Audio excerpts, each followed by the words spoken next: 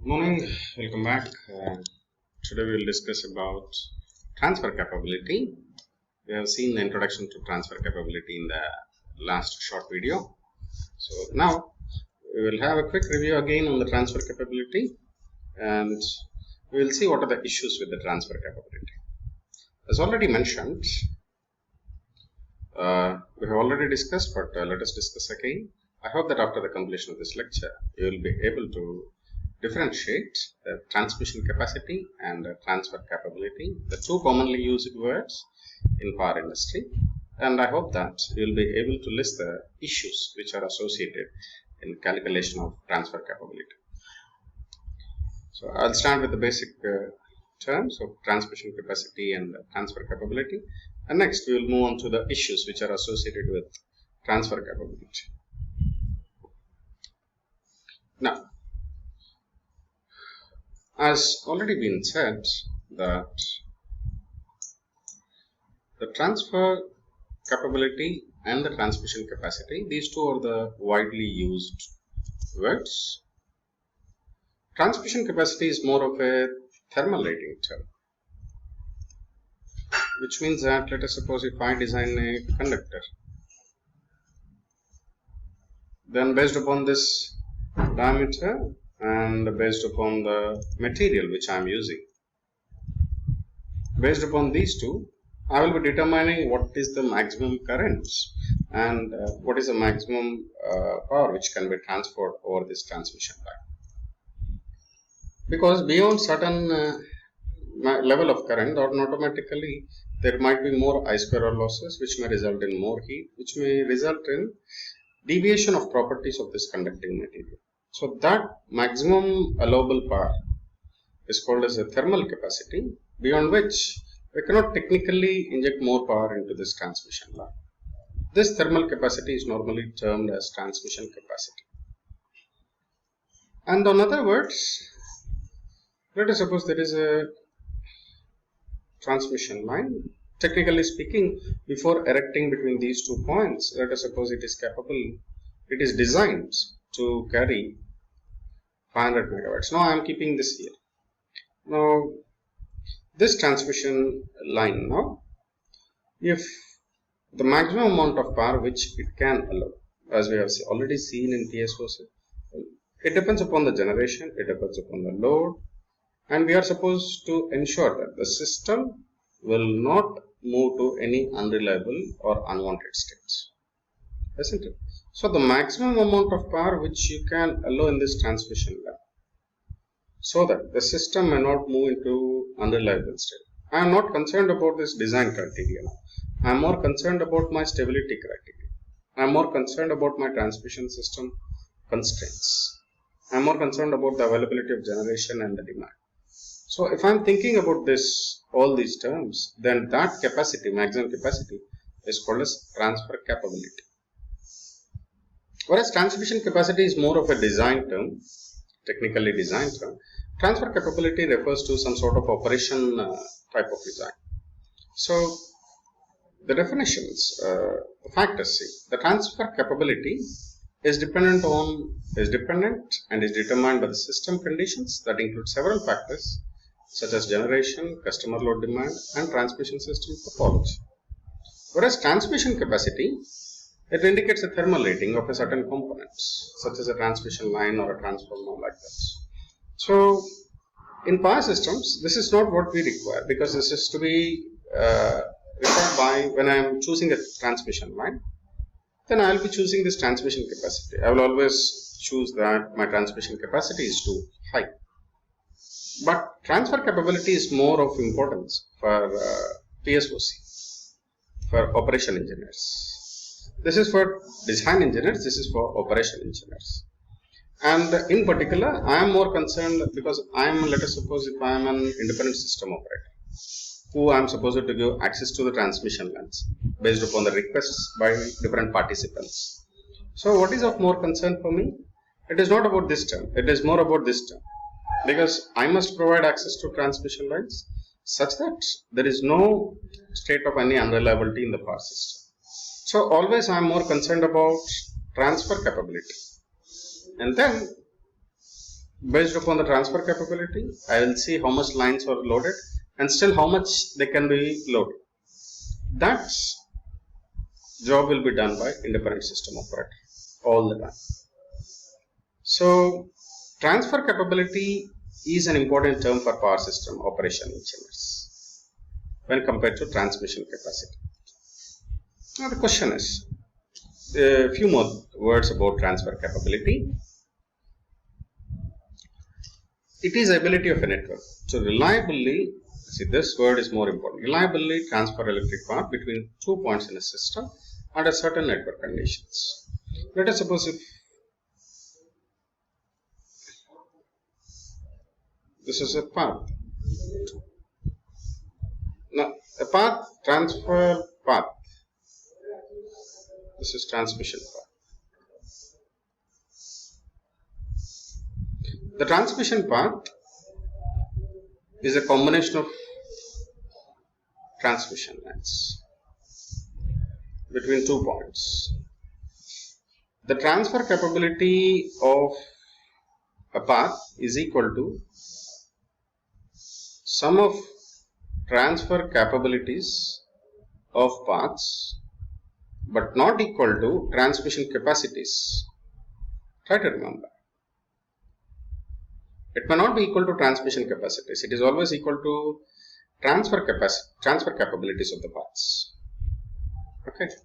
And there is no literally direct relationship between these two. It's about the network conditions which govern this transfer capability.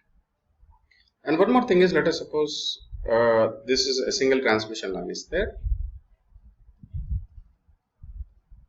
This is available transfer capability, because which means that still 100 megawatts can be allowed on this transmission line from 1 to 2. But this may not be true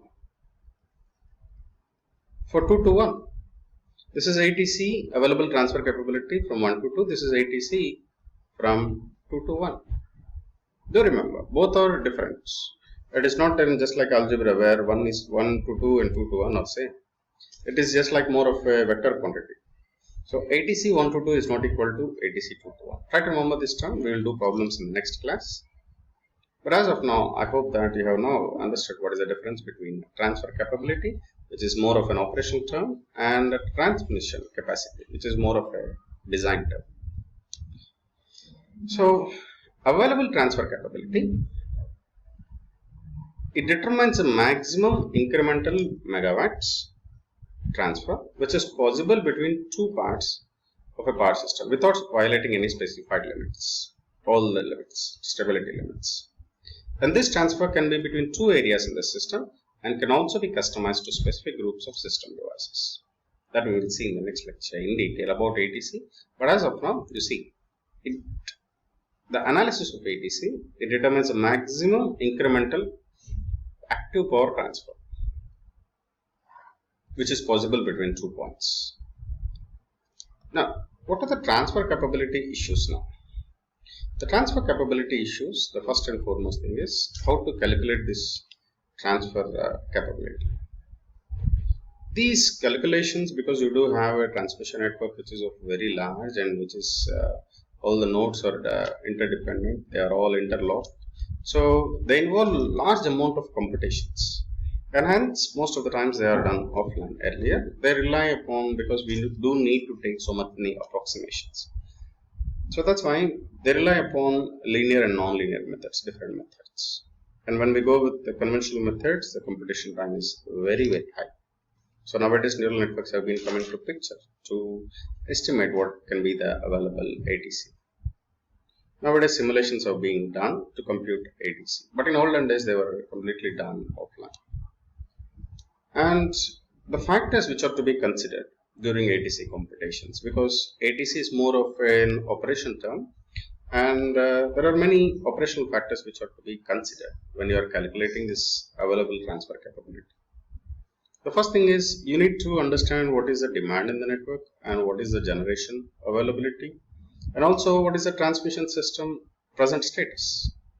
So the projected customer demands, what is the generation dispatch, these two are of important, and the system configuration, present configuration, what is the present configuration of the system, and base case schedule transfers, So what are the immediate, what we call as firm transfers, and what are the contingency cases, because we cannot overload the transmission lines. So what is the maximum capacity of the transmission lines? So all these things you should be thinking of whenever you are computing ATCs.